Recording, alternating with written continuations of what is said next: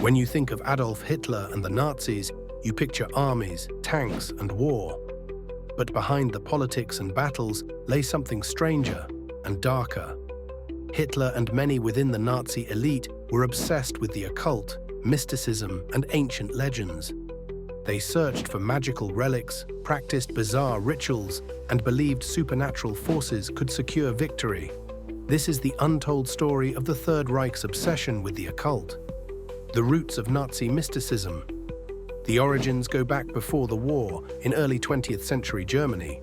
Secret societies like the Thule Society mixed nationalism with occult beliefs, speaking of lost civilizations like Atlantis, magical bloodlines, and the destiny of a chosen race. Hitler, Himmler, and other Nazi leaders absorbed these ideas. They weren't just fighting wars of territory, they thought they were fulfilling a mystical mission. Heinrich Himmler and the SS.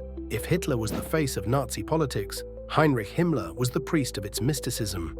As head of the SS, he modeled the group on a knightly order, blending pseudo-medieval rituals with racial ideology. Himmler even redesigned Wewelsburg Castle in Germany as a kind of SS temple, complete with a Hall of the Dead and a sunwheel mosaic that some claim symbolized occult energy. The SS wasn't just a paramilitary force. In Himmler's mind, it was a mystical brotherhood. The Ahnenerbe, Nazi Indiana Jones. To give their ideology scientific proof, Himmler created the Ahnenerbe, a research institute dedicated to exploring the ancient and the bizarre. They sent expeditions across the world, to Tibet searching for Aryan origins in the Himalayas, to Iceland to study runes and myths, even to South America looking for connections to lost civilizations. Some historians claim they also searched for powerful relics like the Holy Grail and the Spear of Destiny, which legend says gave Alexander the Great and Charlemagne their power. The Spear of Destiny. The Spear of Destiny, also known as the Holy Lance, was said to have pierced Christ's side during the crucifixion. According to legend, whoever possessed it would rule the world. Hitler, fascinated by the relic, reportedly saw it in Vienna before the war and ordered it seized when Austria was annexed. It was stored in a vault during the war and later recovered by Allied forces. Myth or not, the Nazis treated it as if its power was real. Astrology, magic, and prophecy. Nazi leaders also dabbled in astrology, fortune-telling, and prophecy.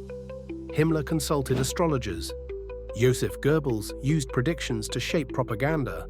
Even Hitler referenced visions of destiny guiding him. At the same time, they persecuted occultists and secret societies they couldn't control, twisting mysticism to serve their agenda. Occult warfare. As the war turned against Germany, the obsession grew stranger. Stories spread of occult rituals at Wewelsburg, of secret attempts to harness supernatural energy, and of Hitler's belief in an ultimate destiny. Some historians dismiss these as exaggerations, but documents prove the Nazis poured resources into bizarre projects, from rune research to mystical relic hunts, while their empire crumbled. Aftermath and legacy. When the war ended, the Allies uncovered castles, vaults, and archives filled with occult research. Many dismissed it as nonsense, but others feared that hidden knowledge had been lost or covered up. Today, the blend of Nazism and the occult has inspired countless books, films, and conspiracy theories. From Indiana Jones to Hellboy, the idea of Nazis chasing mystical power lives on in popular culture.